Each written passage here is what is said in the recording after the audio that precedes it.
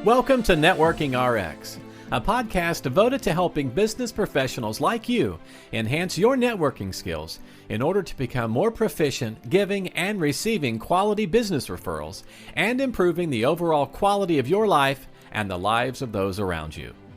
The Networking RX podcast is a production of AmSpirit Business Connections, an organization whose mission is to empower business success through networking.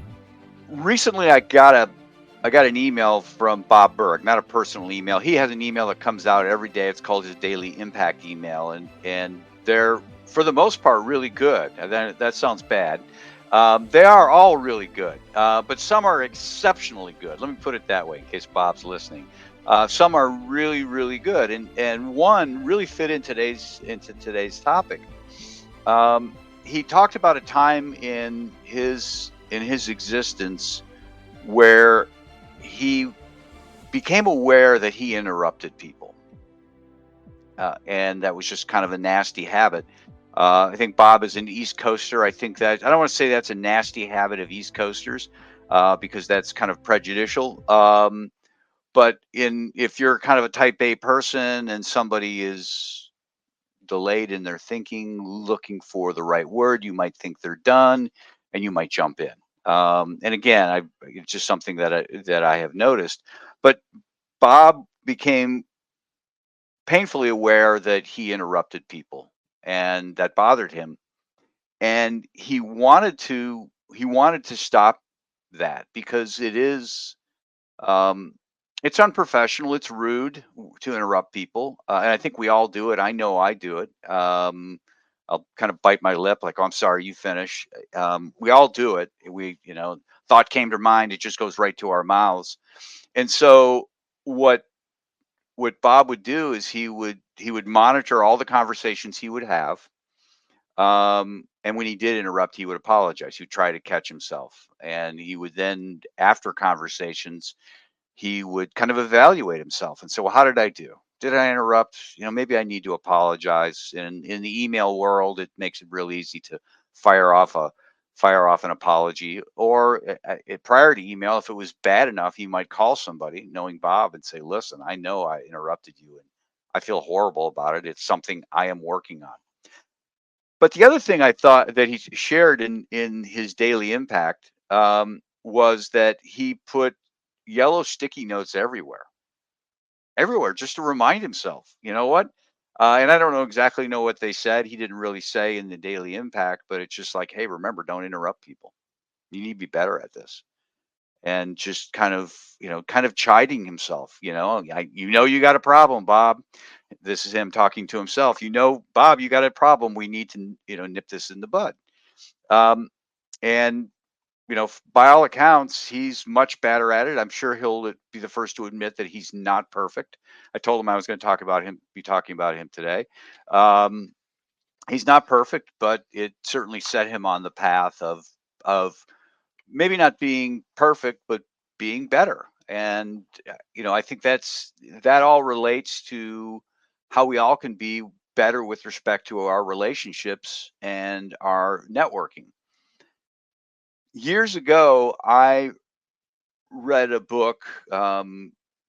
It's called Achieving Success Through Social Capital. And at any rate, the author of the book, is Dr. Wayne Baker at University of Michigan. And he had a whole chapter in there on using total quality management. If you were a student in business school in the 70s or 80s, total quality management, TQM, was really a hot topic. And what Dr. Baker talked about in the book was basically using the notion of TQM, total quality management, to improve your networking, improve your relationships, improve how you interact with people. And he goes on, he talks in the book that he had a colleague at the University of Chicago, Harry Roberts, and Harry talked on this subject quite a bit, but Harry really gave the credit to Benjamin Franklin, and that this was something that Benjamin Franklin, one of our founding fathers, really gets credit for, using total quality management. Benjamin Franklin didn't refer to it as that, but essentially using the concept to help people get better with respect to networking. Anyhow, what's TQM? What's total quality management? This was something that was actually created. Americans created it. It's just a system of being hyper focused on defects. And that was the philosophy for the people who put this together. Is being hyper focused on defects as a way of making a better product. Well, as the Japanese were building from World War II, they hired these Americans to come over there and, hey, bring TQM to us, bring total quality management to us and help us implement it. So the Japanese were very well known for the whole notion of TQM, but the story behind the story is it really originated in the United States. And so, you know what you know what you might do in the manufacturing process, we'll use autos. How often do we not put all 5 lug bolts on? Most cars have 5 lug bolts. At least the ones I drive, 5 lug bolts. Do we, how often are we failing to do this? How often are we failing to do this?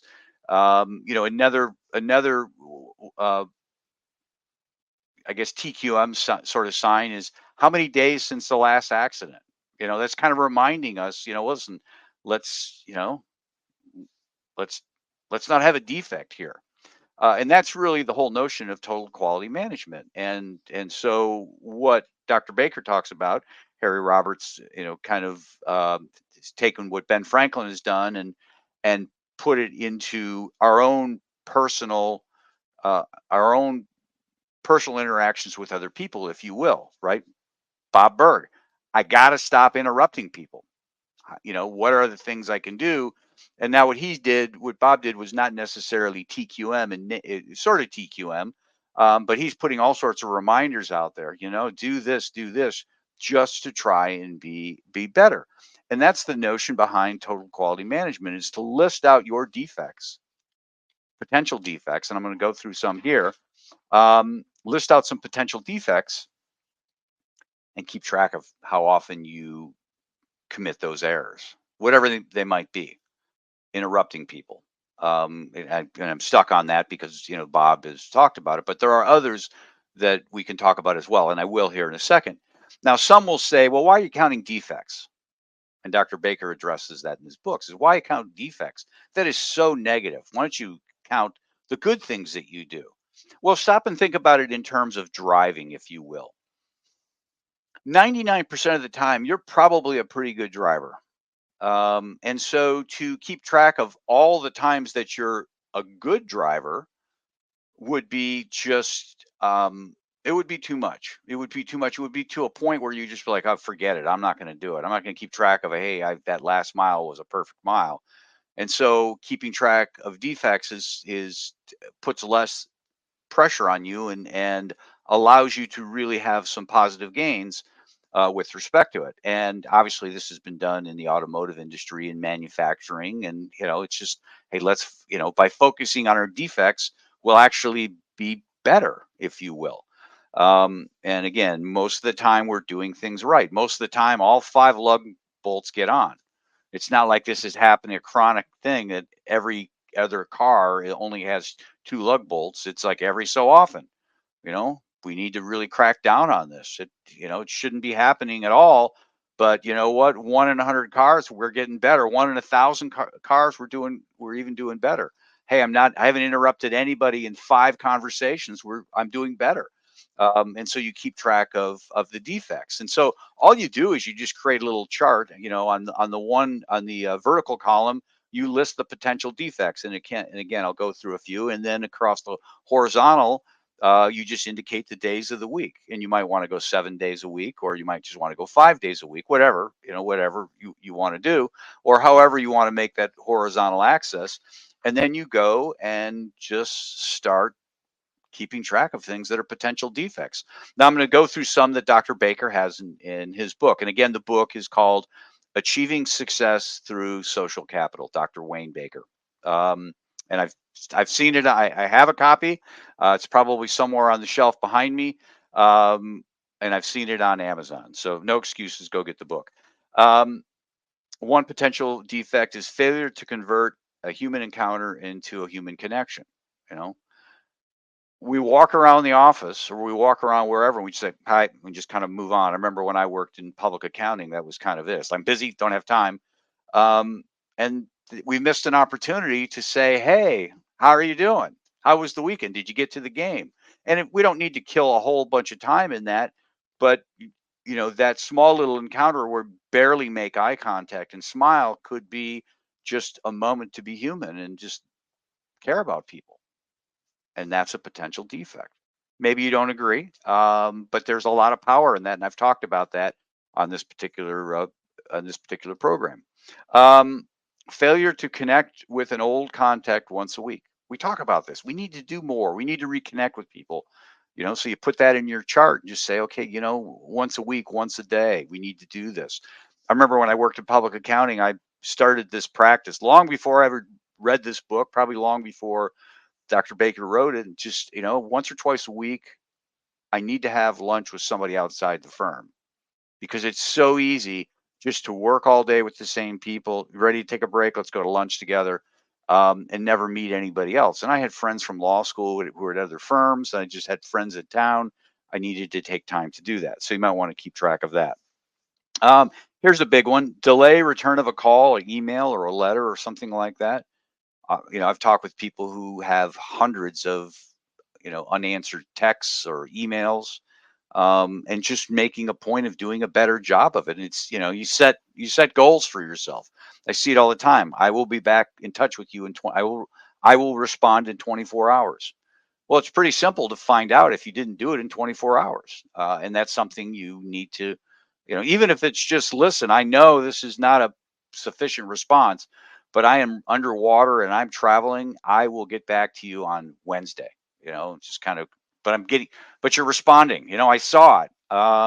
And the difference. There is no difference between someone not getting your email and someone not responding to your email. If they didn't get it, then they're not going to respond. And if they don't respond, then you don't get anything back. So as the sender, I'm left wondering, did they get it at all? And so I think it's certainly a courtesy to say, you know what, I got this. I'm busy with other things, but I will get to it. But I just wanted to let you know that I got that. And so that's something that we can certainly be better at. Being late for meetings is another one that Dr. Baker talks about. It, that's Some people see that as a badge of honor. I worked with somebody, it was always a badge of honor, always 10 minutes late. Oh, I'm busy, I'm busy, I'm busy. Yeah, but you're holding up a lot of people. It is a defect. And some people will say, if you're not early, you're late. And, I don't know that I subscribe to that. That's a nice mantra. But that's certainly a defect that you can try and improve upon. Um, Failure to send thank you notes. You know, Email makes it easy.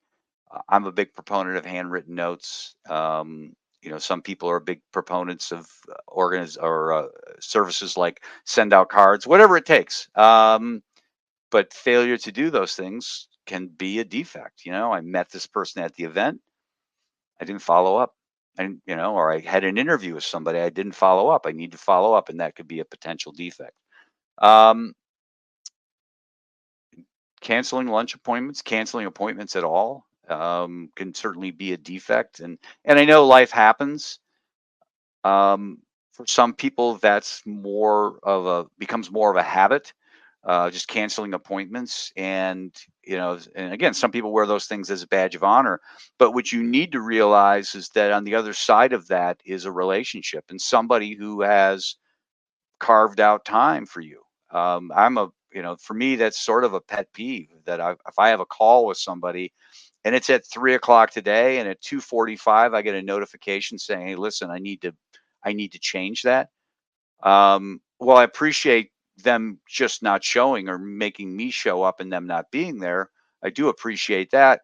But at the same time, at the same time, that time is really lost for me as far as having calls. I can't schedule another call. Yes, I can work and get something done, but there are certain times of day where there's only certain times of day where you can really take calls. You're not taking calls at 6 a.m. You're not taking calls at wherever. And you know 9 o'clock at night. And so those are, after 5. So those are the times that you can get work done. And there are certain times of day, at least for me, where it's like, okay, I'm going to put on my calendar time to talk to people. So the point behind this program is that we all have defects. I have defects.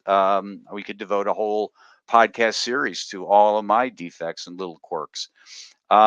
We all have little defects, and we need defects with respect to our relationships and being better. And we all need to set about trying to do a better job of interrelating with people, whatever that might be. And one way of doing that, one way is to create a checklist and keep track of the times that you fall down relative to being a good networking partner, or it could be a personal partner. There can be lots of things, so think about that. Think about what the defects you might have. Be like Bob Berg, and just make it an all-out assault on interrupting people or not sending thank you notes or whatever it might be. Thanks for joining us on the Networking RX podcast. Please put what you've learned into action today and let us know if you have questions, comments, or ideas for future topics. You can email them to us at podcast@amspirit.com. That's AmSpirit.com. Finally, so you never miss an episode, be sure to subscribe to the Networking RX podcast through iTunes, Overcast, or however you receive your podcasts. Now get out and network with someone. The Networking RX podcast is the copyright production of AmSpirit Business Connection. All rights reserved.